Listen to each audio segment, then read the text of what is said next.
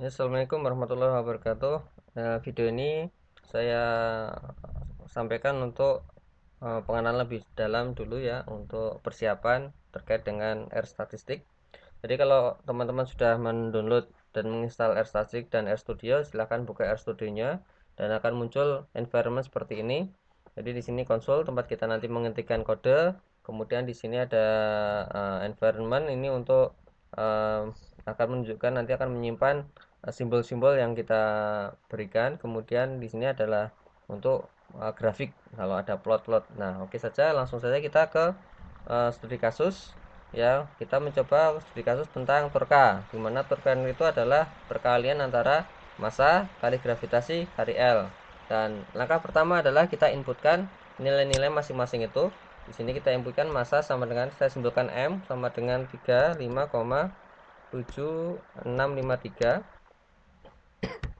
Kemudian massa tersebut didapat dari 10 kali percobaan dengan standar deviasi sebesar 0,0003 bagi banyaknya data adalah 10, berarti bagi akar 10. Oke. Kemudian ini satuannya sudah saya sesuaikan dalam kilogram ya. Kemudian dia juga memiliki sertifikat kalibrasi, berarti sertifikat kalibrasinya massa sebesar 0,0001, karena K sama dengan 2 dibagi 2. Kita menuju ke kepastian bakunya. Kemudian habis itu nilai G kita inputkan sebesar 9,787486. Oke. Kemudian sertifikat dari gravitasi sebesar 0,000004, karena K sama dengan bagi 2 juga. Kemudian nilai L sebesar 1,9999955 dalam satuan meter ya.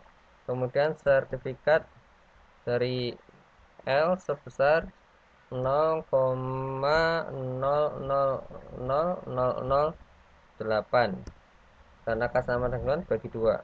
Oke, ini dalam satuan meter. Nah, kita mau membangkitkan bilangan random sebanyak 1 juta.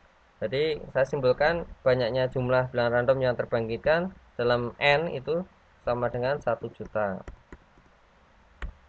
Kemudian baru kita bangkitkan bilangan random, karena M kemudian massa, parameter input atau kuantitas input itu semuanya adalah bilangan terdistribusi normal, maka bilangan random yang kita bangkitkan harus terdistribusi juga normal. Nah, di sini dengan metode pembangkitan fungsi R norm. Jadi ini untuk massa misalnya, untuk kita tuliskan R norm untuk massa, dia butuh inputan berupa jumlah bilangan random terbangkitkan sebanyak N dengan nilai tengah sebesar M dengan standar deviasi sebesar ST_def dari M. Kemudian dia masih terpengaruh oleh R norm ini ditambah dengan R norm dari sertifikat.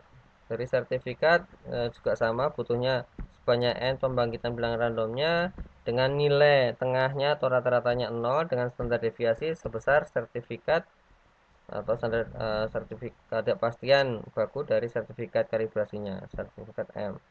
Oke, sudah selesai untuk massa, dikali dengan gravitasi. R sama, ini R norm,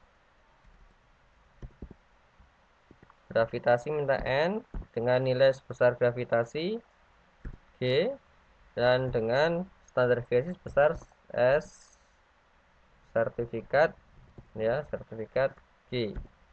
Kemudian sudah sampai sini, dikali dengan sama untuk yang L, R norm N, koma minnya adalah di tengah L, kemudian standar deviasi sebesar sertifikat kalibrasi dari L.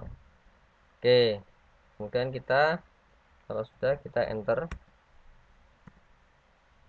Kita tunggu seberapa lama. Nah, kemudian kita buat histogram dengan cara ketikkan fungsi his dari T. Oke, Nah, kan muncul seperti ini teman-teman. Nah, ini muncul histogramnya ya. Nah, kemudian kita tinggal mencari parameter-parameter yang output lainnya seperti rata-rata. Kita bisa menggunakan rumus min,